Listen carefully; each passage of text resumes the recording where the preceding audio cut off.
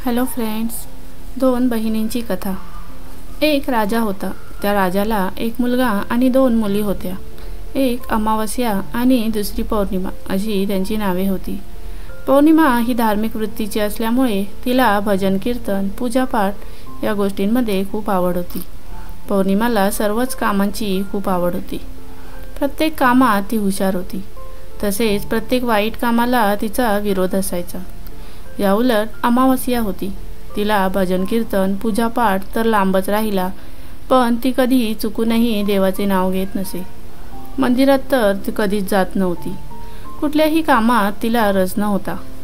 पौर्णिमा आपल्या वडिलांना वाईट कामात विरोध करत होती, त्यामुळे कोणीही आपल्या विरोधात बोलत नाही आणि पौर्णिमा आपल्याला विरोध करते या गोष्टीचा राजाला अपमान वाटत होता। म्हणूनच राजा पौर्णिमाला कधीच प्रेम देत नव्हता। राजाला अमावस्या खूप लाडकी होती, कारण ती वडिलांच्या प्रत्येक वाईट कामात पाठिंबा देत होती। राजा तिचे सर्व हट्ट पूर्ण करत होता। राजा फक्त अमावस्याला नवीन कपडे घेत होता आणि ते कपडे वापरून जुने झाले की ते पौर्णिमाला देत होता। पौर्णिमा खूप शांत स्वभावाची असल्यामुळे काहीही न बोलता ते कपडे वापरत असे। अशीच काही वर्षे गेली आणि राजाने आपल्या मुलाचे लग्न केले। अमावस्या घरी वहिनी आल्यापासून तिचे खूप छळ करत होती। तिला नेहमी घालून पाडून बोलत होती। पौर्णिमा मात्र आपल्या वहिनीची सर्व कामात मदत करत होती। तिला रोज देवांच्या गोष्टी सांगत होती, मंदिरात घेऊन जात होती। त्यामुळे पौर्णिमा आपल्या भावाची आणि बहिणीची खूप लाडकी होती। एक दिवस राणी राजाला म्हणाली, राजा, आपल्या मुलीसुद्धा आता लग्नाच्या झाल्या आहेत, तेव्हा त्यांच्यासाठी सुद्धा आपल्याला स्थळे शोधायला पाहिजेत। राजाने राणीचे म्हणणे मनावर घेतले। त्या दोघांनीही ठरवले की पौर्णिमाला एक गरीब घरातला नवरा बघायचा, कारण पौर्णिमा सर्व कामे करत होती। तसेच तिला पूजापाठ भजन कीर्तन याची आवड असल्यामुळे तिला एखाद्या गरीब घरीच देऊया, कारण तिला श्रीमंत धीवर दिले तर ती भिकारी चाळे ती काही सोडणार नाही आणि आपलीच बदनामी करेल। त्याशिवाय तिला गरीबाच्या घरी व्यवस्थित जमवून घेता येईल आणि आपल्या अमावास्येला तिच्या स्वभावाला शोभेल असं श्रीमंत घर बघूया। तिचे उठणे बसणे सर्वच कसं रुबाबदार आहे, तिच्या स्टेटसला शोभून दिसेल श्रीमंत घर। शिवाय तिला काहीही काम करायला नको, एका राजकुमाराची राणी होऊन राहील माझी अमावस्या। राजाने दोघींसाठी स्थळे शोधायला सुरुवात केली। ठरवल्याप्रमाणे त्याने पौर्णिमेला एक झोपडीतील स्थळ बघितले आणि अमावस्याला त्याच गावातील एका राजाचा राजकुमार निवडला। राजा दोन्ही लग्नांची बोलणी करून आपल्या महालात परतला। राणीला स्थळांविषयी सर्व काही सांगितले। ते ऐकून राणी खूप खुश होती। थोड्याच दिवसात राजा आणि राणीने आपल्या दोन्ही मुलींची लग्न एकाच मांडवात थाटामाटात करून दिली। पाठवणीच्या वेळी राजा आणि राणीने अमावस्याला पैसा, अडका, दागिने, कपडे दिले, पण पौर्णिमेला मात्र काहीही दिले नाही। तिला म्हणाले, खूप देवदेव करतेस ना, आता बघूया तुझा देव तुला काय काय देतो ते। सासरी गेल्यावर तुला कळेलच की फक्त भजन कीर्तन पूजापाठ करून काही होत नाही, असे म्हणून दोघांची पाठवणी केली। अमावस्या आपल्या सासरी खूप आरामात आणि सुखात होती। तिच्या हाताखाली काम करायला 10-12 नोकर होते। तिने एक आवाज दिला की तिची सर्व कामे होत होती, पण पौर्णिमेच्या सासरी मात्र तिला खूप कष्ट करावे लागत होते। एक वेळचे जेवण मिळाले तर दुसऱ्या वेळच्या जेवणाचे वांदे होते। दोघेही नवरा बायको खूप कष्ट करून आपला संसार चालवत होते। 8 वर्ष अशीच निघून गेली। आता दोघांनाही 2-2 मुले होती। अमावस्याचं सर्व मजेत चालू होते, पण पौर्णिमा होती ती त्याच परिस्थितीत होती। ती अजूनही कष्ट करत होती। काही दिवसांनी राजा राणीचा मृत्यू झाला। तसेही पौर्णिमेला राजा राणीचा कोणताही आधार नव्हता। एक दिवस अमावस्याच्या पतीची इच्छा होती की आपल्या घरी पूजा ठेवावी, तसे त्याने अमावस्याला सांगितले। अमावस्याने सर्व गावाला आमंत्रण दिले, पण आपल्या सख्या बहिणीला आमंत्रण दिले नाही, कारण तिला वाटले आपली बहीण आपल्या घरी आली तर तिची इज्जत कमी होईल। परंतु पौर्णिमेला देवाधर्माची खूप आवड होती. सर्व गाव अमावास्याच्या घरी पूजेला जात होते. पौर्णिमेची शेजारीण पौर्णिमाला म्हणाली, पौर्णिमा, अगं तुझ्या बहिणीच्या घरी पूजा आहे आणि तू येत नाहीस.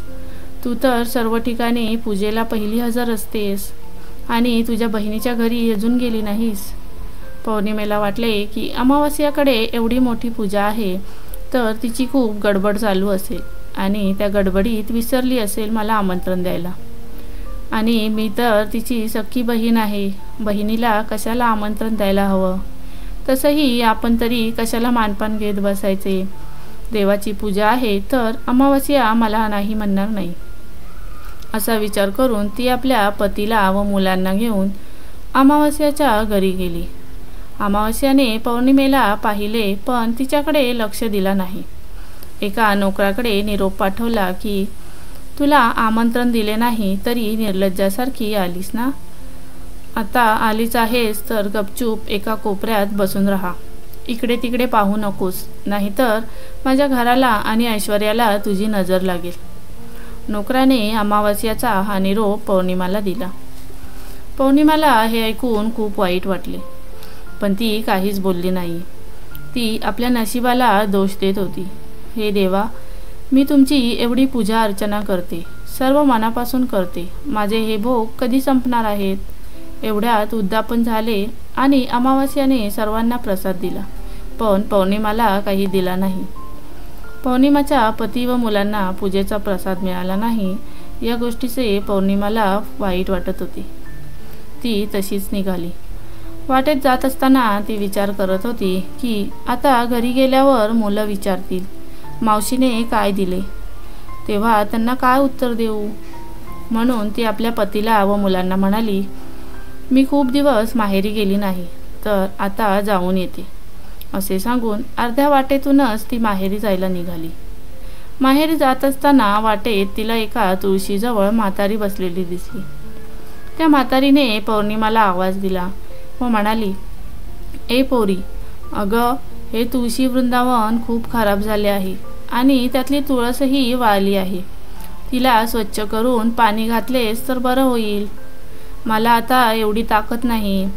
म्हातारीचे ऐकून पौर्णिमाने लगेचच तुळस स्वच्छ केली, तिला पाणी घातले आणि बाजूचा परिसरही साफ केला. ती निघणार एवढ्यात म्हातारीने तिला विचारले, कुठे जातेस पोरी. पौर्णिमा म्हणाली, आजी, मी माझ्या माहेरी जाते, उद्यापर्यंत परतही येईन. म्हातारी म्हणाली, जेव्हा परत येशील तेव्हा मला भेटून जा. पौर्णिमा हो म्हणाली आणि पुढे निघाली. पुढे गेल्यावर तिला वाटेत एक महादेवाचे मंदिर दिसले. तिथे एक म्हातारा दाढी मिशा वाढवलेला, फाटके धोतर घातलेला काठीच्या आधाराने चालण्याचा प्रयत्न करत होता. तो म्हातारा पौर्णिमाला म्हणाला, पोरी, मला मंदिर स्वच्छ करायला मदत करशील का. आणि मला आंघोळही करायची आहे. 2 बादल्या पाणी आणून दिलेस तर बरं होईल. पौर्णिमाला सर्व मंदिर स्वच्छ केले. म्हाताऱ्याला आंघोळीला पाणी दिले आणि महादेवांनाही स्नान घालून त्यांची पूजा केली आणि ती निघणार तोच म्हाताराही तिला म्हणाला, पोरी, परत येशील तेव्हा मला भेटूनच जा. थोडे पुढे गेल्यावर पौर्णिमाला कालिका देवीच्या मंदिरासमोर एक स्त्री भेटली. तिने तिला फळे काढायला मदत करण्यास सांगितली. पौर्णिमाने तिचीही मदत केली व तिलाही परत येताना भेटून जाईल असे सांगितले आणि ती निघाली. चालत चालत पौर्णिमा नदीच्या काठी पोचली. नदीच्या पलीकडे तिचे माहेर होते. आता काय करावे असा ती विचार करत होती. तेवढ्यात एक म्हातारी तिला दिसली. ती म्हातारी दुसरी तिसरी कोणी नसून साक्षात गंगा नदी होती. पौर्णिमा म्हातारीला म्हणाली, आजी, तुम्ही एवढ्या शांत का बसलात. तेव्हा म्हातारी तिला म्हणाली, पोरी, नदीकडे बघून मला खूप वाईट वाटते ग. सर्व लोक नदीत कचरा टाकतात, किती घाण झाली आहे नदी. पौर्णिमा म्हातारीला म्हणाली, एवढंच ना आजी, थांबा, मी सर्व कचरा काढून टाकते. असं म्हणून पौर्णिमाने नदीतील सर्व पालापाचोळा, कपडे काढून बाहेर टाकले. नदी स्वच्छ दिसू लागली तशी म्हातारी खुश झाली. तिने पौर्णिमाला विचारले, पोरी, तू कुठे जात आहे. पौर्णिमाने सांगितले, नदीच्या पलीकडे माझे माहेर आहे, पण कसे जावे ते समजत नाही. म्हातारीने तिला एक नाव दिली. ती नाव फुलांनी सजवलेली होती. पौर्णिमा त्या नावेत बसली आणि निघाली. म्हातारी तिला म्हणाली, जाताना मला भेटून जा. पौर्णिमा म्हणाली, हो आजी, नक्कीच. पौर्णिमा माहेरी आली तशी तिची वहिनी तिला बघून खूप खुश झाली होती. पौर्णिमा खूप वर्षांनी माहेरी आली होती, म्हणून तिच्या वहिनीने तिच्यासाठी पंचपक्वान्न केले होते. वहिनीने तिचा खूप आदर सत्कार केला. दुसऱ्या दिवशी पौर्णिमा निघताना तिच्या भावाने व वहिनीने तिला खूप दागिने, मिठाई दिली होती. एक साडीही दिली होती. ती नेसून पौर्णिमा आपल्या घरी यायला निघाली. नदीकाठी आली तर तिथे फुलांनी सजवलेली नाव उभीच होती. त्यात ती बसली आणि नदीच्या अलीकडे आली तर तिथे ती म्हातारी म्हणजेच गंगा बसली होती. तिने पौर्णिमेला एक गाठोडे दिले आणि तिला सांगितले की यात काही वस्तू आहेत, त्या आम्ही वापरत नाही, तुझ्या कामी येतील, तू घेऊन जा, पण हे गाठोडे घरी गेल्यावरच उघड. पौर्णिमाने म्हातारीचा निरोप घेतला आणि ती निघाली. पुढे गेल्यावर कालिका देवीच्या मंदिरासमोर जी स्त्री होती तिने पौर्णिमाला एक टोपली आणि एक गाठोडे दिले. पौर्णिमाने त्या टोपलीत गाठोडे ठेवले आणि तिचाही निरोप घेऊन ती निघाली. पुढे महादेवाच्या मंदिरात त्या म्हाताऱ्यानेही तिला एक गाठोडे दिले. तेही गाठोडे तिने टोपलीत ठेवले आणि त्याचा निरोप घेतला. पुढे आल्यावर तुळशीजवळ असलेल्या त्या म्हातारीनेही तिला एक गाठोडे दिले. तेही गाठोडे घेऊन ती आनंदाने घरी आली. असे 5 गाठोडे घेऊन पौर्णिमा घरी आली होती. घरी आल्यावर सर्वात पहिले तिने आपल्या दादा आणि वहिनीने दिलेले गाठोडे उघडले. त्यात खूप दागदागिने, नवीन कपडे आणि मिठाई होती. त्यानंतर तिने नदीवर भेटलेल्या म्हातारीचे गाठोडे उघडले तर त्यातही नवीन नवीन साड्या, मोती, पवळे आणि रत्ने होती. ते पाहून पौर्णिमा खूप खुश झाली. आता तिने कालिका देवीच्या मंदिराबाहेर असलेल्या स्त्रीने जे गाठोडे दिले होते ते उघडले. त्या गाठोड्यातही सर्व सौभाग्याचे अलंकार होते आणि सुकामेवासुद्धा होता. त्यानंतर तिने 4थे गाठोडे उघडले, जे महादेवाच्या मंदिरातील म्हाताऱ्याने तिला दिले होते. त्या गाठोड्यात खूप धनसंपत्ती तर होतीच, शिवाय त्यात सुख, समाधान व आनंद होता. ते सर्व पाहून पौर्णिमेचे हृदय भरून आले होते. सर्वांच्या चेहऱ्यावर ते सुख आणि समाधान दिसत होते. आता तिने तुळशीकडे असलेल्या म्हातारीने जे गाठोडे दिले होते ते उघडले तर त्यात धान्याच्या राशी होत्या. त्या संपत नव्हत्या. अशा प्रकारे पौर्णिमाकडे आता खूप धन, पैसा, धनधान्य, कपडे झाले होते.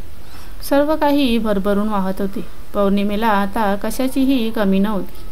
म्हणून तिने विचार केला की देवाने मला एवढं सर्व धन, संपत्ती, धान्य दिले आहे, तर मीही माझ्या घरी एक पूजा ठेवावी आणि सर्वांना आमंत्रित करावे. तसे तिने खूप मोठ्या पूजेचे आयोजन केले आणि आपल्या दादा वहिनीला तसेच अमावास्यालाही बोलावले. अमावास्या पौर्णिमेच्या घरी पूजेला आली होती. पौर्णिमाचे सर्व वैभव पाहून ती चकितच झाली. पौर्णिमाने पूजा झाल्यावर सर्वांना प्रसाद दिला व सोबतच सर्वांना एक एक मूठभर रत्ने आणि मोतीपोळे दिले. ते पाहून अमावास्याला फार आश्चर्य वाटत होते. तिने पौर्णिमेला विचारले, हे सर्व काय आहे? एवढे वैभव तुझ्याकडे कसं आलं आणि ते तू असं सर्वांना वाटत आहेस? असं कोण करतं का? तेव्हा पौर्णिमाने अमावास्याला सर्व घडलेली हकीकत सांगितली. ते ऐकून अमावास्याला खूप राग आला.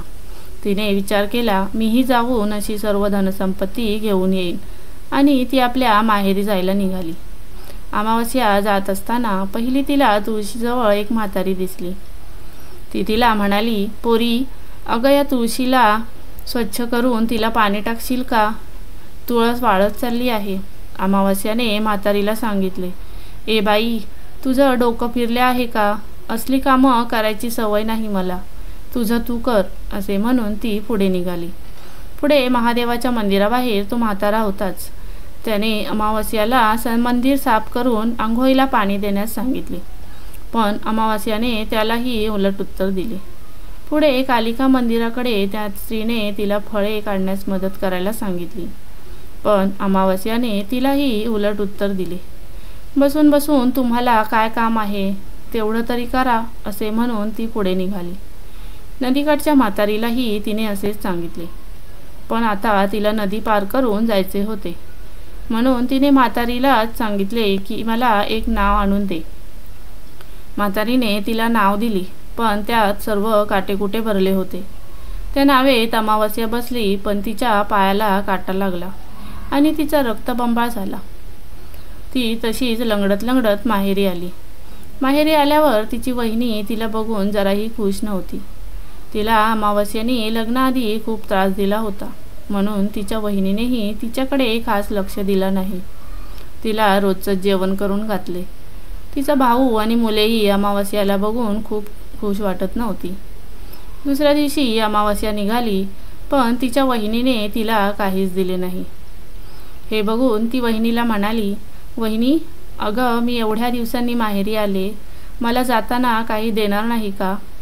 पौर्णिमाला तर तू सर्व काही दिले होते. अमावस्याची वहिनी तिला म्हणाली, अमावस्या, अगं तुला एवढं ओझं झेपणार नाही, तू निघ, मी मागाहून पाठवून देते. हे ऐकून अमावस्याला खूप खुश झाला आणि तिथून निघाली. नदीकाठी आल्यावर पुन्हा ती त्या काट्यांनी भरलेल्या नावेत बसून अलीकडे आली तर म्हातारी बसली होती. अमावस्या म्हातारीला म्हणाली, तुम्ही पौर्णिमाला जसं गाठोडं दिलं होतं तसंही मलाही द्या. म्हातारी म्हणाली, पोरी, तुला काम करायची सवय नाही ना, मग तुला ते गाठोडे झेपणार नाही. तू हो पुढे, मी तुझ्या घरी पाठवून देते. पुढे कालिका देवीच्या मंदिरात, महादेवाच्या मंदिरात आणि तुळशी वृंदावनाजवळही असेच अमावस्याला सांगण्यात आले. तिने सर्वांचे ऐकले आणि आनंदाने घरी आली. घरी पोहोचताच तिचे नोकर सर्व गाठोडी घेऊन उभे होते. तिने उत्साहाने पहिले माहेरचे गाठोडे उघडले, तर त्यात माती होती. दुसरे नदीकाठच्या म्हातारीने दिलेले गाठोडे उघडले, तर त्यात काटे, नदीतील कचरा व घाण होती. तिसरे गाठोडे कालिका देवीच्या मंदिराचे उघडले, तर त्यात सडलेली फळे व पालापाचोळा होता. चौथे गाठोडे महादेवाच्या मंदिरातले उघडले, तर त्यात साप आणि विंचू होते आणि तुळशी वृंदावनाकडील गाठोड्यात दगडगोटे होते. ते सर्व पाहून तिने आपल्या कपाळाला हात लावला. तिला आतापर्यंत सर्व समजले होते की तिच्यासोबत नक्की काय झाले होते. फ्रेंड्स, शेवटी आपण जसे करावे तसे भरावे अशी म्हण आहे. त्या म्हणीचा अर्थ जर कथा पूर्ण वाचली असेल तर तुम्हाला नक्कीच समजला असेल. देव नेहमी सहनशील लोकांचीच परीक्षा घेत असतो आणि शेवटी त्याचे फळही गोडच देतो. कथा आवडली असेल तर व्हिडिओला लाईक, शेअर आणि चॅनलवर नवीन असाल तर सबस्क्राईब करायला विसरू नका. अशाच नवीन कथा वाचण्यासाठी चॅनलला पाहत राहा. थँक्यू.